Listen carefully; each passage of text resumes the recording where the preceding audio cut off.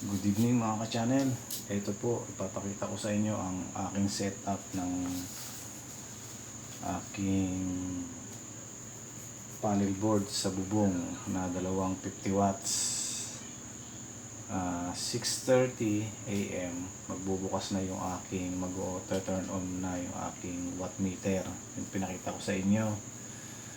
Then mga 7 po yan, mag-harvest na yan. Mga 9 AM ay 9 AM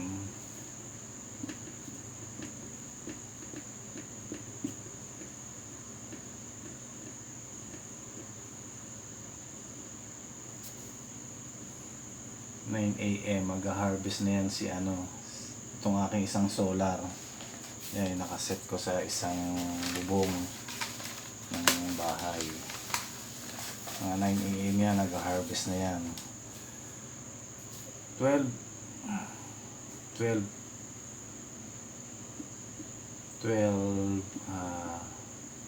AM 12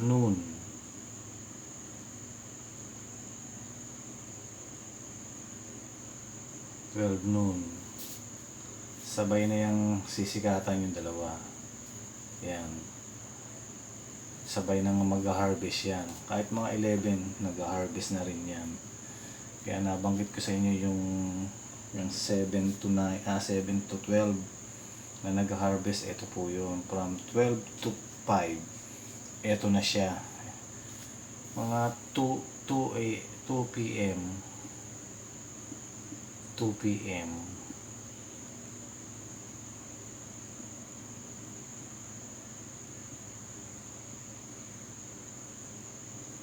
2 PM medyo humihina na yung harvest nito kasi medyo pa-slant na yan eh. Ito ang aking tres aguas na bubong. Yan, itong isang bahay. Ito na ngayon ang nag-harvest ng maigi. Hanggang 5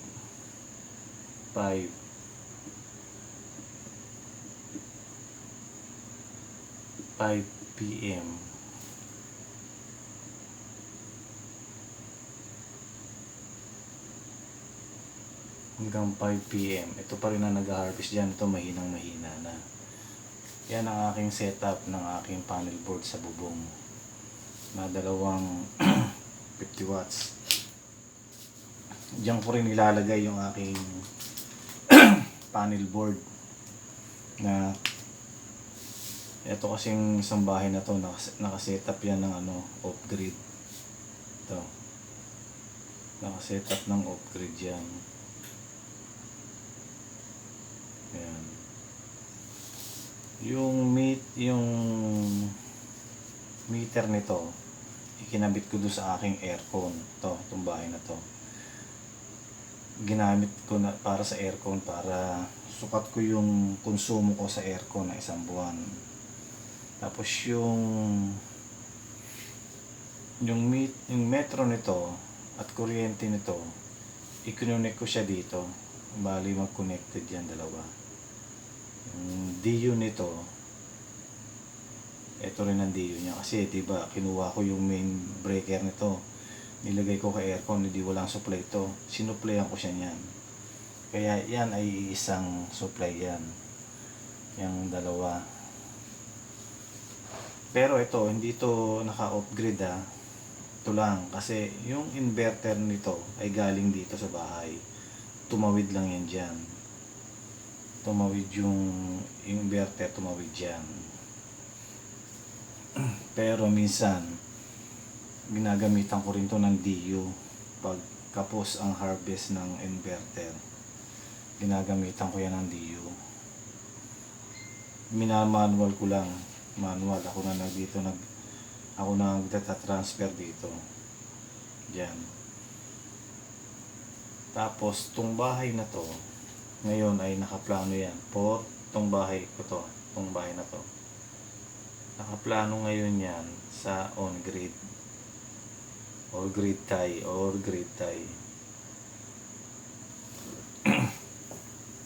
grid tie with limiter.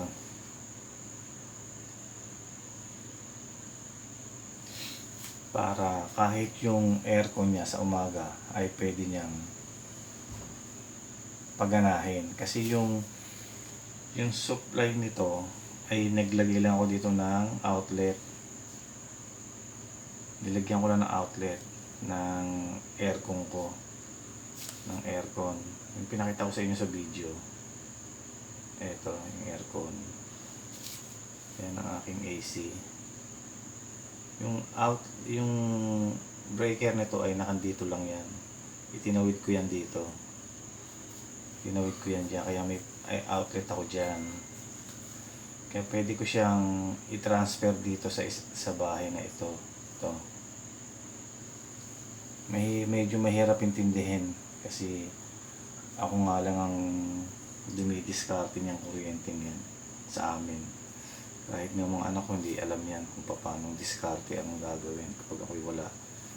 Kaya i-on grid ko yan. Inaantay ko lang makumpleto yung aking gamit.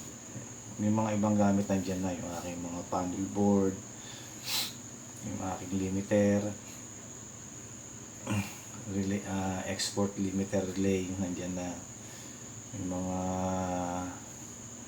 mga breaker. Iba, ang inaantay ko na lang yung aking inverter na galing China. Isiset ko to na on grid. Isasama ko tong bahay. Itong bahay na to. Tatanggalin ko ngayon to sa pagka off grid. Tatanggalin ko yan. Bali ang mangyayari niyan, i-standby ko na lang yung aking 12 volt system dito. Yung aking 12 volt system. 12 volts system.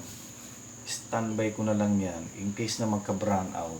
May supply pa rin ako na kuryente or may supply na ilaw. Meron kasi akong DC pa na dalawa. At may mga ilaw ako na 12 volts. Yung una kong sinet-up na 12 volt system. Kaya lang naman nagka-off grid dahil bumili rin ako ng inverter. Tinaray ko na supplyan tong bahay. Pwede naman pala yung inano ko sa video, pwede naman pala, pero i-on grid ko tong dalawang bahay na to. Medyo mababa pa lang yung aking panel board.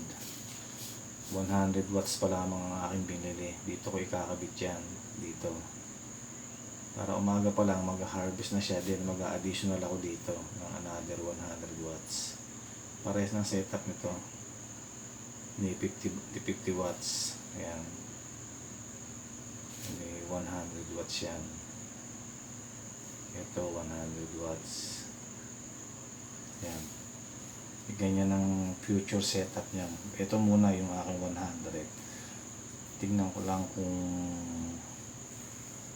malilimit niya talaga yung consumption ko sa isang araw. Kasi ang consumption ko na lang sa isang araw ay minsan 150. Kasi nga naka-off grid nga ito 150, 100. Minsan nga nagsi-17 lang ako 17 watt hour.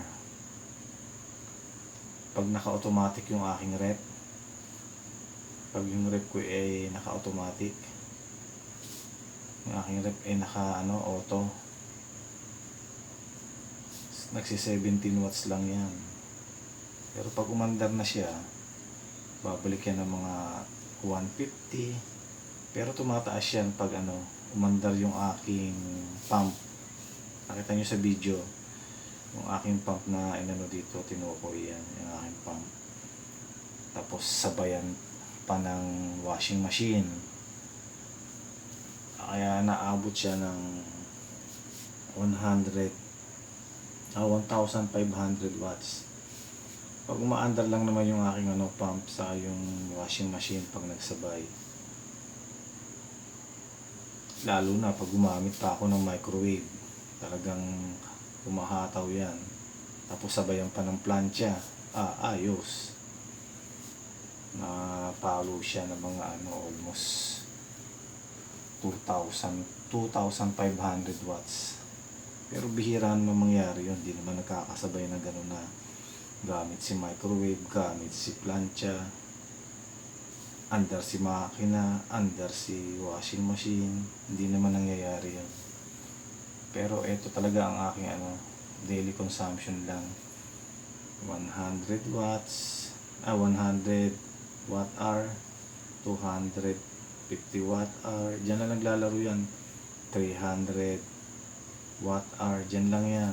Kaya tignan ko kung kakayanin ni 100 watt to, mabawasan itong mga to kung malaki. Ngayon kung hindi malaki ang mababawas, kasi may PCM na ako nakakabit nakita nyo sa mga video ko, mga naunang video, watch nyo lang, meron ako dong PCM na naka-connect dyan.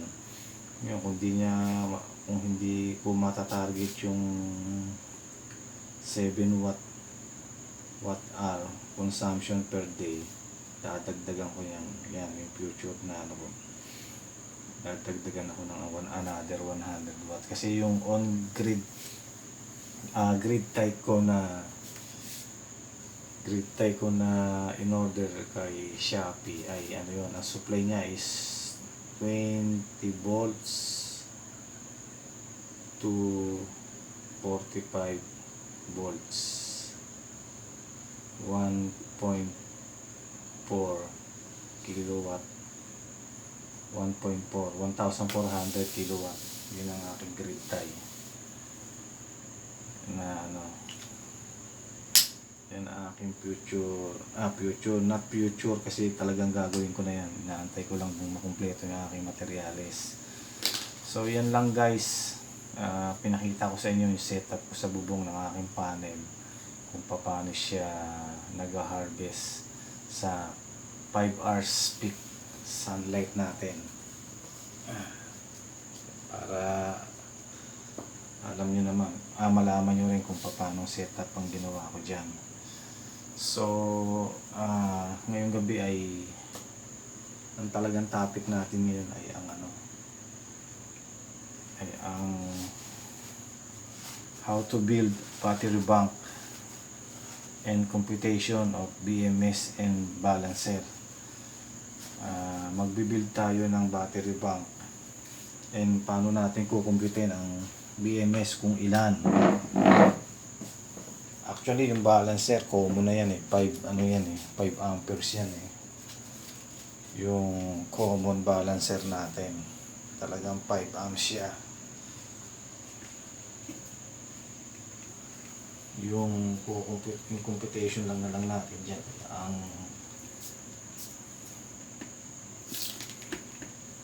BMS. So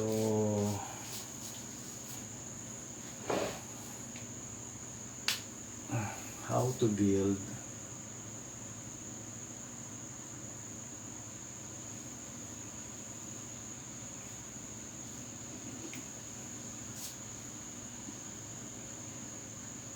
battery bank.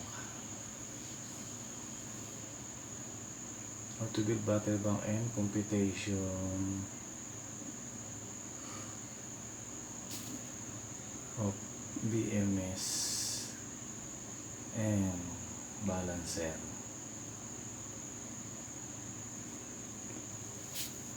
So start muna tayo sa sa 32650 na live PO4. Ito po yun.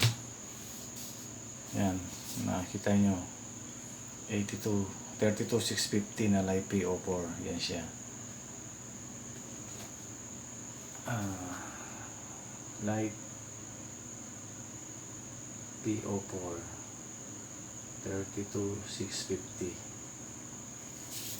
Ang nominal voltage niya ay nominal voltage ni 32650 is 3.2 volts. Ang maximum voltage niya ay 3.65 volts. Tapos ang kanyang charging ampere, charge amps ay 2.5 amps. Ang kanyang discharge naman ay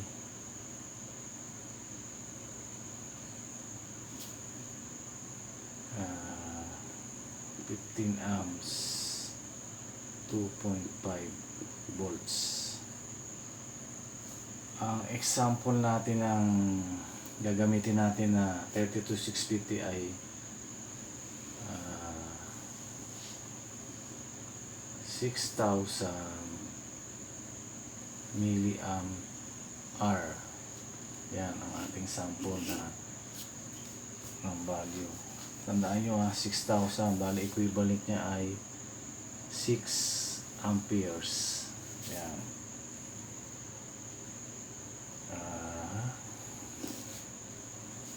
Ito po ang connection niya.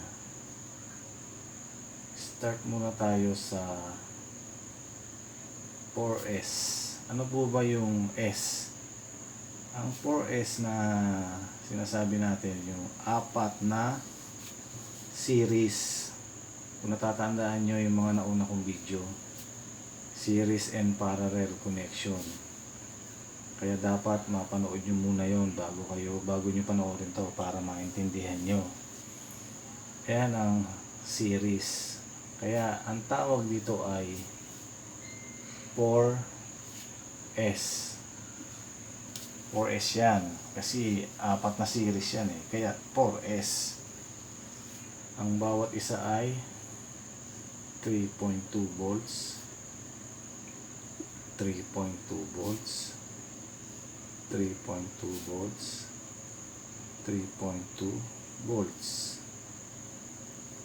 Tapos ang capacity niya ay 6,000 milliamp hour. 6,000 milliamp hour. 6,000 milliamp hour. 6,000 milliamp hour. Equivalent na 6 amps. 6 amps. 6 amps. 6 amps. So, yan ang ating 4S. Ilan ang voltage niyan? Ganito ang computation niyan. Apat yan na 3 volts. Diba, sinuro sa inyo pag series connection, ang tumataas ay ang voltage. Kapag parallel connection, ang tumataas ay ang ampere. So, series yan. So, 3.2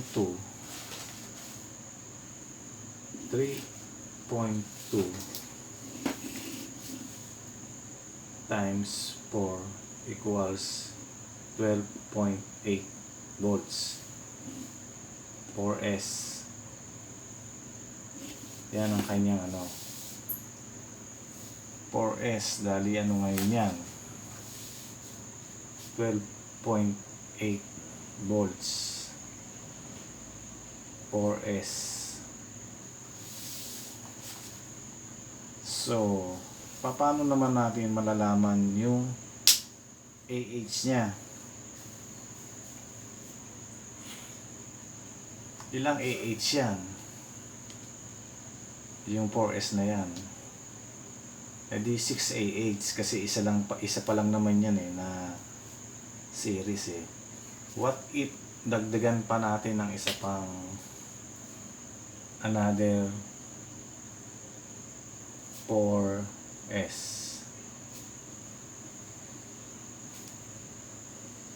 Dagdagan pa natin ng another 4S.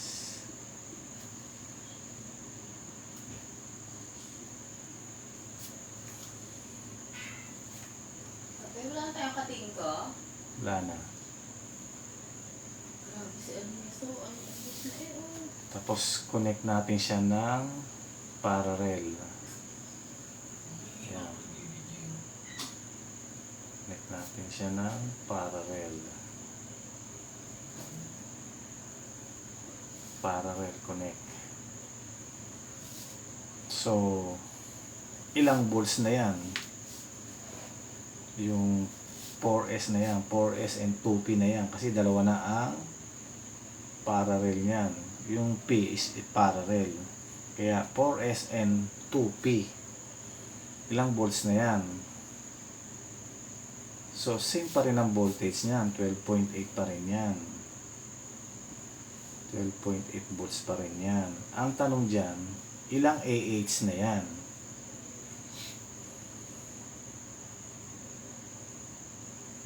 So, ilang AH na, mga ka-channel.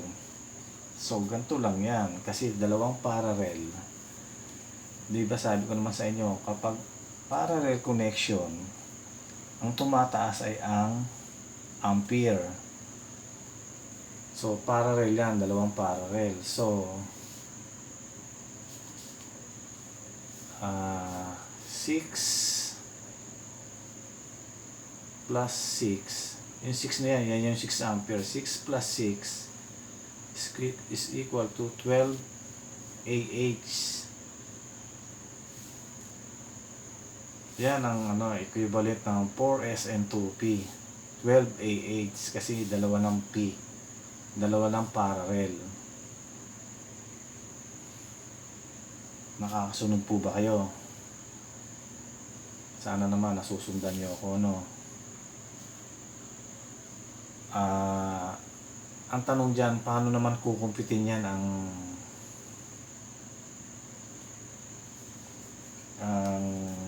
BMS? So, ganito po yan. Nakita nyo to, itong charging niya, charge niya. Ang kukunin natin dyan ay kalahati, 1/2 of charge niya. So, ano ba ng kalahati ng 2.5? Di 1.25.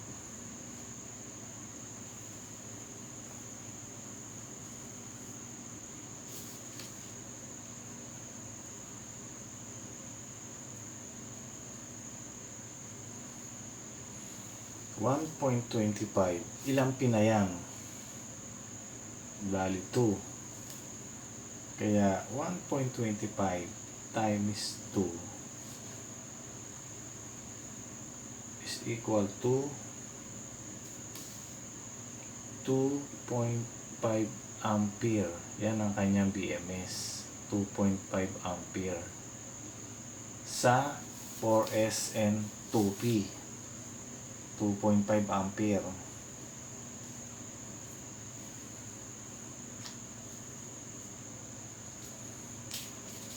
Maintindihan nyo ba? Nakakuha nyo?